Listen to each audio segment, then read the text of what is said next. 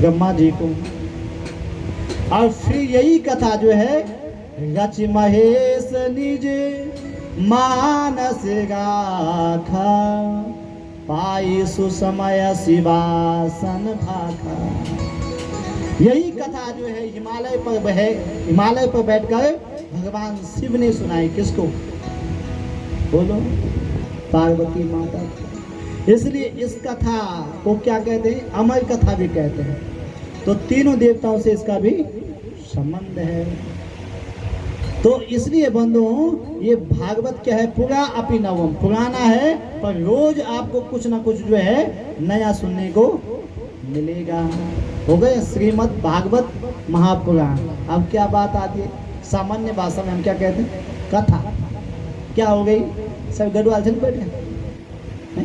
क्या चीज वही कथा। कम रसम के रस स्थिति करोति स कथा। अब हम शादियों में जाते तो पान खाते, तो पान खाने से पान में पड़ता कथा। अब उसको खाते तो ओंठों में क्या आ जाती है? बोलो, लाली आ जाती है।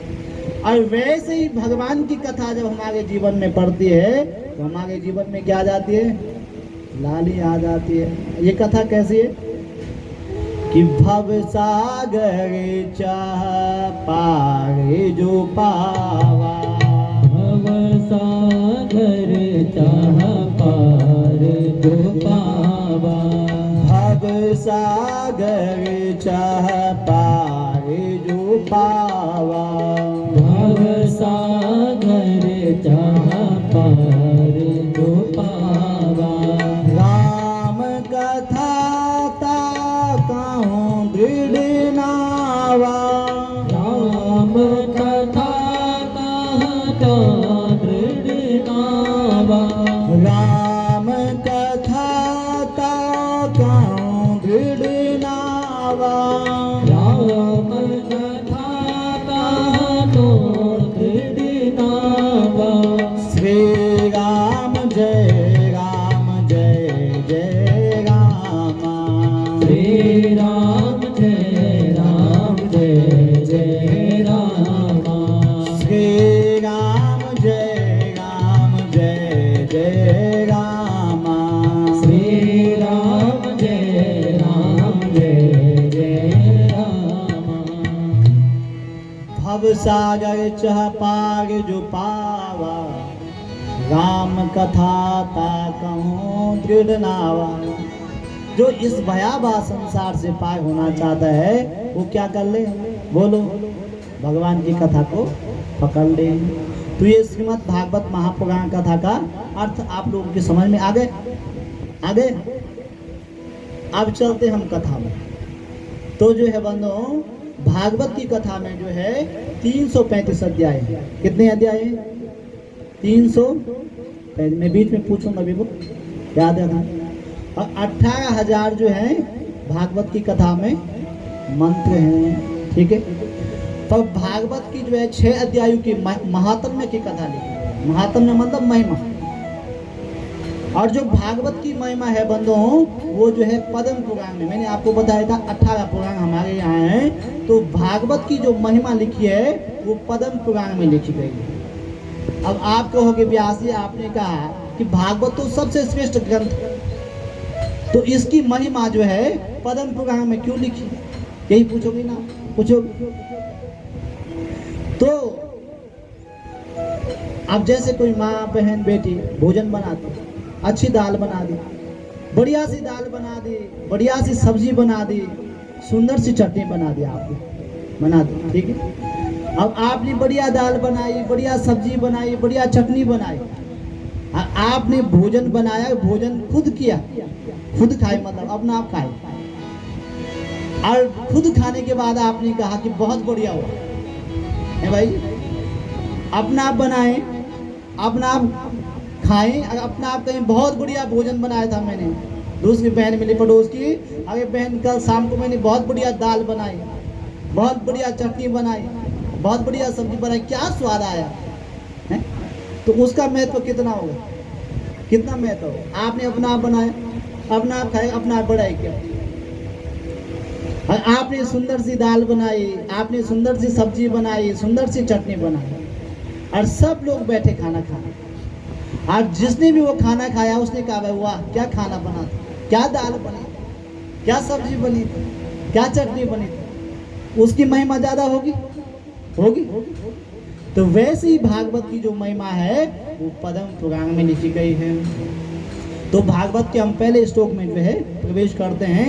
आप सब लोग हाथ जोड़ दें, एक बार मैं कहूँगा और एक बार आप सब लोग जो है भागवत के पहले श्लोक को कहेंगे। सच्चिदानंद रूपाय सच्चिदानंद रूपाय विश्वोत्पत्त्यादिः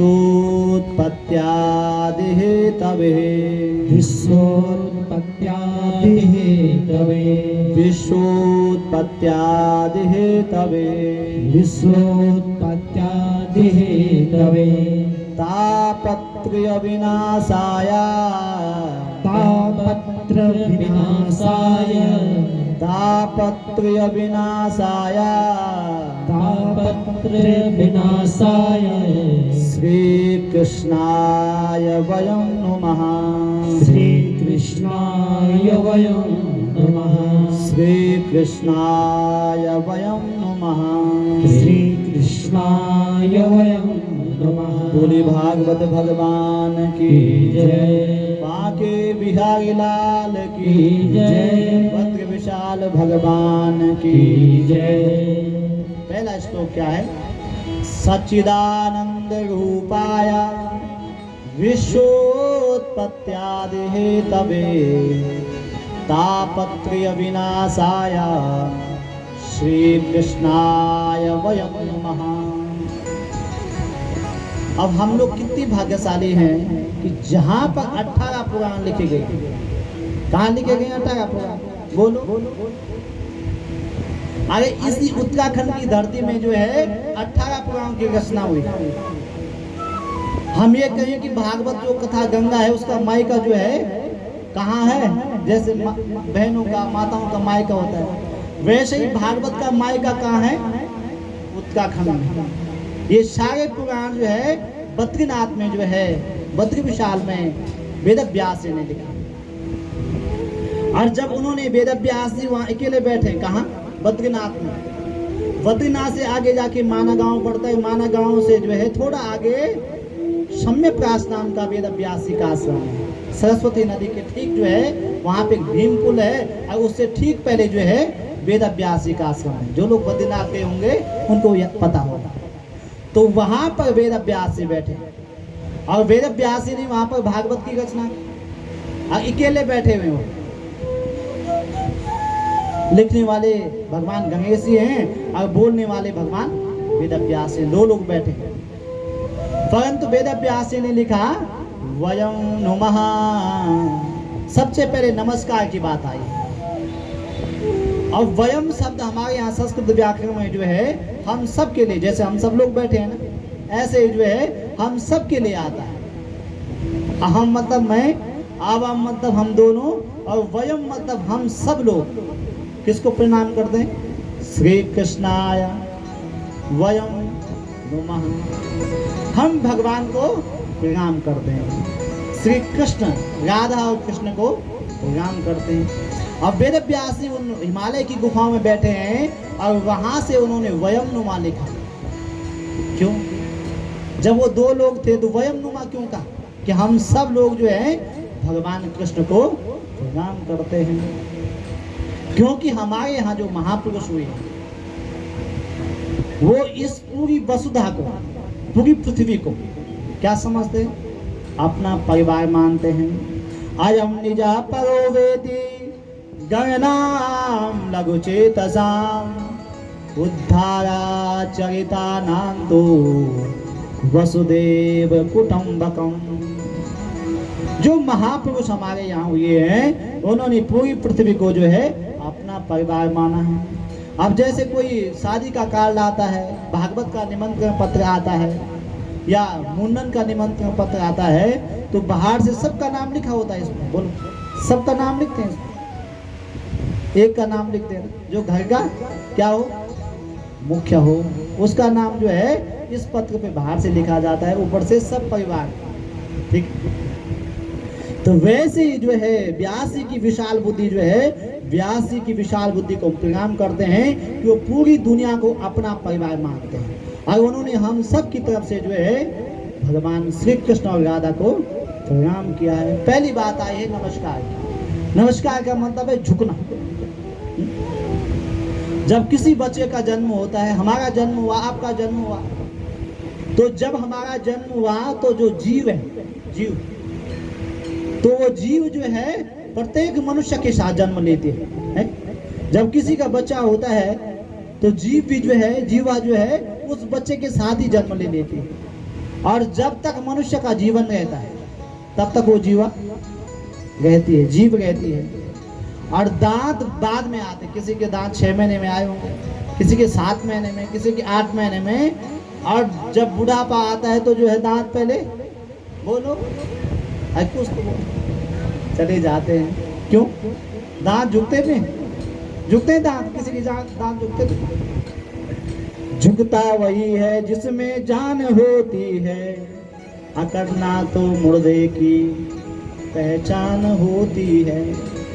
जीव में क्या है? झुकाव है।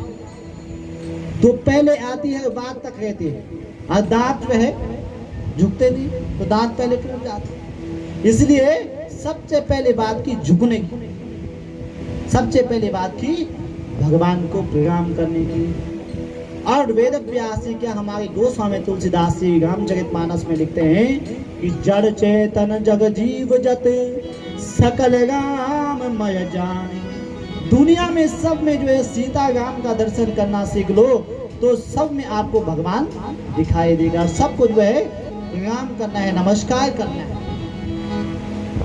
और गोस्वामी तुलसीदास जी ने तो जो है दुष्टों का भी वंदन किया, मतलब प्रणाम किया। जो दुष्ट लोग थे उनको भी प्रणाम किया, और सज्जनों को भी प्रणाम किया। कहा दोनों दुख देने वाले, सज्जन भी दुख देने वाला है और दुष्ट भी दुख देने वाला है। तो लोगों ने गोस्वामी तुलसीदास जी से पूछा, भाई दुष्ट तो दुख देगा पर सज्जन कैसे दुख देगा? कैसे देगा? तो सज्जन जो है कैसे दुख देता है? तो गोस्वामी तुलसीदास जी ने एक चौपाई लिखी कि वंदो संत असज्जन चरना, वंदो संत असज्जन चरना, वंदो संत असज्जन चरना, वंदो संत असज्जन चरना। भूख प्रद उभय बीच कछु बरना, दुख प्रद हो माया बीच कछु करना। बिछुड़त एक प्राण हर ले, बिछुड़त एक प्राण हर ले। मिलत एक दारुण दुख दे, मिलत एक दारुण दुख दे। मिलत एक दारुण दुख दे। मिलत एक दारुण दुख दे। श्री राम जय राम जय जय राम, श्री राम जय राम जय जय राम, श्री राम जय राम जय जय राम, श्री राम जय राम जय जय राम, श्री राम जय जय राम। तो लोगों ने गोस्वामी तुलसीदास जी से पूछा कि दुष्ट तो दुख दे सकता है? बात समझ में आ रही? कोई दुष्ट व्यक्ति जीवन में आ जाए तो दुख दे, और सज्जन व्यक्ति जो संत महापुरुष जो अच्छे लोग होते हैं वो कैसे दुख देते हैं? तो गोस्वामी तुलसीदास ने बहुत सुंदर व्याख्या की। क्या? कि मिलत एक दारुण दुख देहि, बिछुड़त एक प्राण हर लेहि। आगे जब दुष्ट आपके जीवन में आएगा तो पग पग पर हर पल जो है आपको क्या देगा, दुख देगा। अब बिछुगत एक प्राण हर लेहि, जब अपना कोई सगा जो हमारा मार्गदर्शन करता हो, जो हमें अच्छा ज्ञान देता हो, वो हमारे जीवन से जब दूर चले जाता है, क्या होता है, बिछुगत एक प्राण हर लेहि। तो सज्जन जब जीवन से जाता है तब दुख देता है, और दुष्ट जब जीवन में आता है तब दुख देता है। बोलो बांके बिहारी लाल की।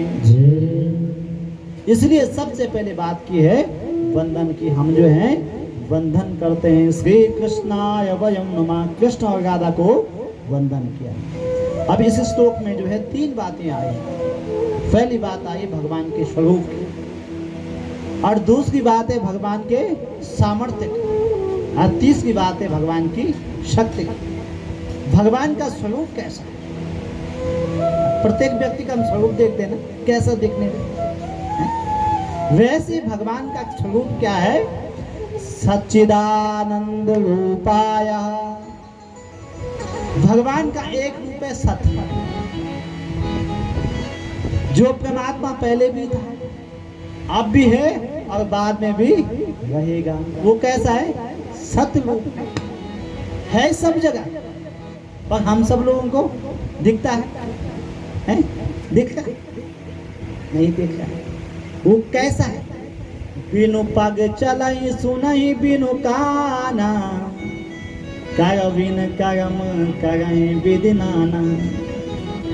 आयु भगवान कैसा है, जो बिना पांव के सब जगह चले जाता है। जो सतरूप उसका है वो कैसा है कि बिना पांव के सब जगह चले जाता है, बिना आंखों के हम सबको देख रहा है, और बिना कानों के जो है हम सब लोगों की बात सुन रहा है। वो कैसा रूप है, बोलो, सत्य रूप है। और दूसरा रूप भगवान का क्या है, सच्चिदानंद चित।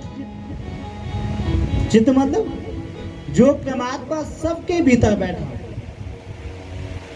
आपके भीतर भी बैठा है, मेरे भीतर भी बैठा है, और प्रत्येक व्यक्ति के भीतर जो है परमात्मा चैतन्य रूप में बैठा है।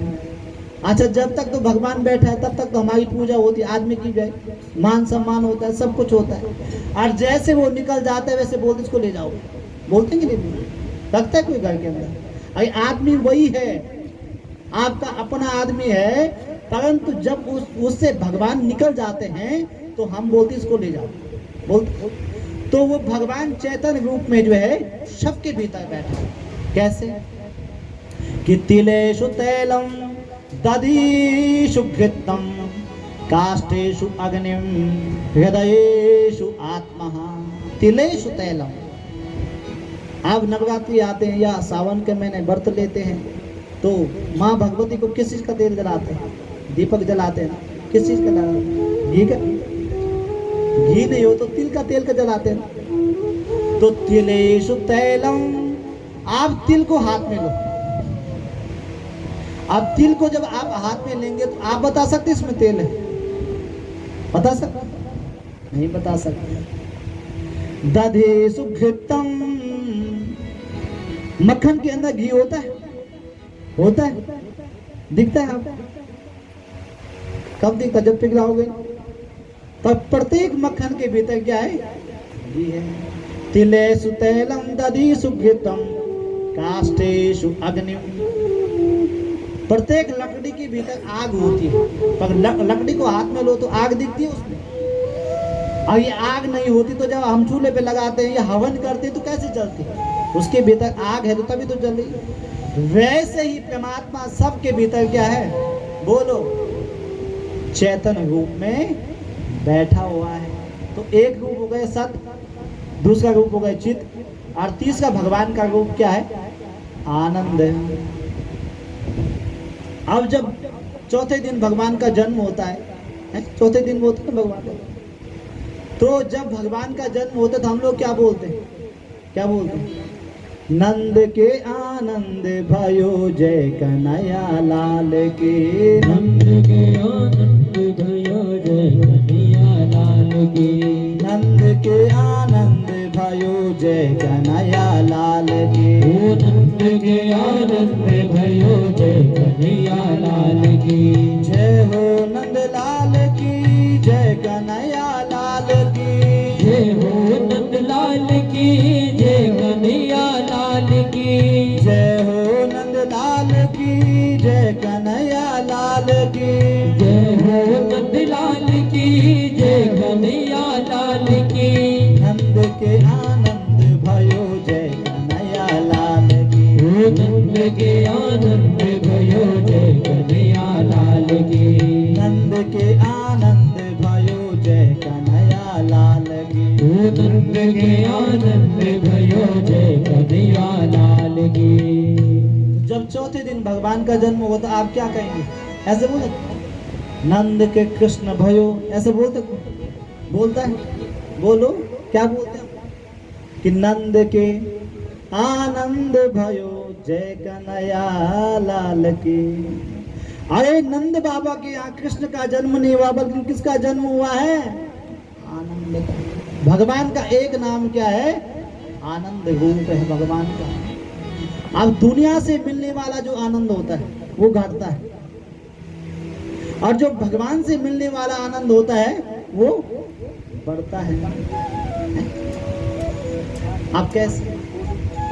अब आपको कोई रसगुल्ला मिठाई अच्छी लगती है, रसगुल्ले अच्छे लगते हैं, आप गए चंचल स्वीट शॉप पे नजदीक, कौन सा स्वीट शॉप है, आप वहां गए, आप 1 किलो रसगुल्ले लेके आए। अब 1 किलो रसगुल्ले आप लाए तो आपको रसगुल्ले अच्छे लगते, आपने 1 रसगुल्ला खाया, आपको आनंद आया। आपने 2 खाए, आनंद आया। आपने 3 खाए, आनंद आया। और जब आप 5-6 खा दोगे तब आप बोलोगे आनंद आ गया, बोल आएगा आनंद। क्योंकि दुनिया की वस्तु से जो मिलने वाला आनंद है वो घटता है, और जो भगवान से मिलने वाला आनंद है। अब आप इतनी धूप में सुबह जब क्लास से आते हुए तो सब बहनें, हमारे प्रमोद भाई जी, मैंने बोला मैंने कहा नंगे पाँव चलना पड़ेगा, उन्होंने कहा कोई बात नहीं पंडित जी, हम तो डिफेंस से हैं। पर हमारी सब माँ बहनें बेटी जो है सब लोग नंगे पाँव चल रहे थे, कितनी धूप थी। कई माताएं तो पाँव ऐसे आगे ऐसे कही थी, परंतु उस धूप में भी जो है हम चल रहे थे, हमें क्या आ जाता है, सब बोले थे। हमारे पूजिया पंडित जी कोठियाल जी वयोवृद्ध है, पर इतना जोश था कि सबको बोले थे, बोलो ओम नमो भगवते वासुदेवाय, ओम नमो भगवते वासुदेवाय, ओम नमो भगवते वासुदेवाय, ओम नमो भगवते वासुदेवाय, वासुदेवाय हरि वासुदेवाय, वासुदेवाय हरि नंद नंदनाय, वासुदेवाय हरि नंद नंदनाय। ओम नमो भगवते वासुदेवाय, ओम नमो भगवते वासुदेवाय। क्या बोले थे? ओम नमो भगवते वासुदेवाय। और नीचे से पाँव भी जल रहे थे, पर फिर भी उसमें जो है हमें, हमारे मन को प्रसन्नता हो गई थी, खुशी हो गई थी कि हम कहाँ जा रहे, कलश लेके जा रहे, किसका? भागवत भगवान का है कि। तो दुनिया में हर शब्द का उल्टा है, सत्य का क्या है? बोलो झूठ, सच का झूठ, पाप का पुण्य, सुख का दुख, दिन का रात। पर आनंद का उल्टा आपको कुछ नहीं मिलेगा। आनंद का उल्टा क्या है? परमानंद। ठीक है, तो भगवान के कितने रूप हैं? बोलो 3 रूप, सत्य, चित्त, आनंद। अब भगवान का सामर्थ्य क्या है? विश्वोत्पत्त्यादि हेतवे। भगवान क्या करते हैं? जैसे हमने एक मकान बना लिया, अपने बच्चों को पढ़ा लिया, बच्चों की शादी कर ली, पर भगवान क्या करते हैं? विश्वोत्पत्त्यादि हेतवे, पूरे विश्व को उत्पन्न करते हैं, सृजन करते हैं, पूरा विश्व का पालन करते हैं और विश्व का लय करते हैं। तो विश्व की उत्पत्ति, पालन और लय जो है भगवान करते हैं। और भगवान की शक्ति क्या है? तापत्रय विनाशाय श्री कृष्णाय वयं नुमः। 3 प्रकार के ताप होते हैं और 3 प्रकार के पाप होते हैं। ताप क्या है कि दैहिक दैविक भौतिक तापा, दैहिक दैविक भौतिक तापा, दैहिक दैविक भौतिक तापा, दैहिक दैविक भौतिक तापा। राम राज काऊ नहीं व्यापा, राम राज काहू नहीं व्यापा, राम राज काऊ नहीं व्यापा, राम राज काहू नहीं जाता। श्री राम जय रामा, श्री राम जय रामा, श्री राम जय रामा, श्री राम जय रामा। दैहिक दैविक भौतिक ताप 3 प्रकार के ताप है और 3 पाप हैं मन से, वचन से, काया से, वचन से। तो 3 प्रकार के ताप और 3 प्रकार के पापों को कौन समाप्त करता है? बोलो कौन है वो? श्री कृष्णाय वयं नुमः। ऐसे भगवान कृष्ण को क्या करते हैं हम? केवल कृष्ण को हैं? श्री मतलब राधा। क्योंकि एक बार भगवान ने श्री कृष्ण ने जो है राधा जी से कहा कि राधा जी जब तो आप मेरे साथ होते हैं तो लोग मुझे क्या बुलाते हैं? बोलो श्री कृष्ण। और जब आप मेरे साथ नहीं होते हैं तो लोग मुझे श्री कृष्ण नहीं कहते हैं। तो राधा जी ने कहा क्या कहते हैं? तो भगवान कैसे हैं? कैसे हैं बोलो? सांवले, काले, कन्हैया तो काले। तो लोग भगवान कृष्ण ने कहा कि जब आप मेरे साथ होते तो लोग मुझे श्री कृष्ण कला बुलाते हैं और जब आप मेरे साथ नहीं होते राधा जी तो लोग मुझे काला काला कहते हैं। ठीक, बोलो बांके बिहारी लाल की। ऐसे श्री राधा और कृष्ण को हम वंदन करते हैं। दूसरे श्लोक में जो है श्री सुखदेव जी का वंदन किया गया है, जिन्होंने इस भागवत की कथा को जन जन तक पहुंचाया है। ऐसे सुखदेव जी का वंदन किया है। मैं आपको कथा जो है पूरे मंत्रों के सही सुनाऊंगा।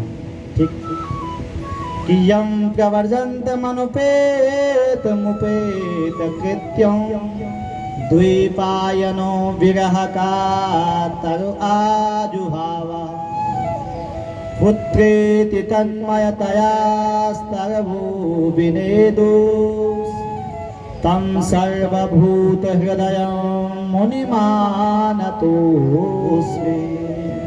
दूसरे श्लोक में जो है सुखदेव जी का वंदन किया गया है। बोलो सुखदेव भगवान की जय। व्यास जी के पुत्र हैं सुखदेव जी। और जब सुखदेव जी का जन्म हुआ, व्यास जी के पुत्र का सुखदेव जी का जब जन्म हुआ तो जन्म लेते सीधे चले कहाँ? वन की ओर। अब आपने कोई बच्चा देखा है जन्म हो सीधा चलने लग जाए? होता है कोई? नहीं होता। पर सुखदेव जी का जब जन्म हुआ तो माँ के पेट से जैसे जन्म हुआ सीधे वन की ओर जाने लगे। और जब वन की ओर जा रहे हैं तो पीछे से उनके पिताजी व्यास जी जा रहे हैं और आवाज लगा रहे हैं पुत्र पुत्र पुत्र। पर सुखदेव जी ने कोई जवाब नहीं दिया। जिनका न नामकरण संस्कार हुआ, न जात कर्म संस्कार हुआ, कोई संस्कार जिनका नहीं हुआ और सीधे वन की ओर जा रहे हैं। और जब सुखदेव जी ने कोई जवाब नहीं दिया तो जो वन के वृक्ष थे उन्होंने सुखदेव का प्रतिनिधि बन करके जवाब दिया कि तम सर्वभूत हृदय मुनिमानतोस्मि। अरे व्यास जी कौन किसका पुत्र? आज जो आपका पुत्र है कभी वो आपका पिताजी बन या कभी जो है आप उनके पुत्र बन गए हो। जैसे हम हमारे पुराने लोग बातें कहते हैं भाई अपनी दादा की तरह दिखता है या अपनी बूढ़ दादा की तरह दिखता है। और दिखता नहीं क्या पता दादा बूढ़ दादा जो है नाती के रूप में आ गए हैं? क्योंकि मनुष्य जन्म है, पुनरपि जननम पुनरपि मरणम, बार बार जन्म होता है, बार बार मृत्यु होती है, तो कौन कब किसके पुत्र बनकर आ जाए, कौन किसका पिता बन के आ जाए। इसलिए व्यासी तम सर्वभूत हृदय मुनि मानतोस्मि, उन सर्वभूत सुखदेव जी का वंदन करो। अब मैं आपको नैमिषारण्य नाम के तीर्थ में ले चलता हूँ, और जो भी कथाएं दुनिया में केवल राम कथा को छोड़ के, चाहे आप शिव पुराण की कथा सुनो, चाहे आप सत्यनारायण भगवान की कथा सुनो, चाहे आप देवी भागवत की कथा सुनो, सब कहाँ हुए? नैमिषारण्य नाम के तीर्थ में। अब ये तीर्थ इसका नाम नैमिषारण्य क्यों पड़ा? क्योंकि एक बार जो है 88,000 महात्मा लोग भगवान ब्रह्मा जी के पास गए, और ब्रह्मा जी से इन महात्माओं ने कहा कि ब्रह्मा जी, हम जहाँ भी पूजा करते हैं, पाठ करते हैं, यज्ञ करते हैं, कथा करते हैं, तो हर जगह हमारी कथा में, पूजा में, पाठ में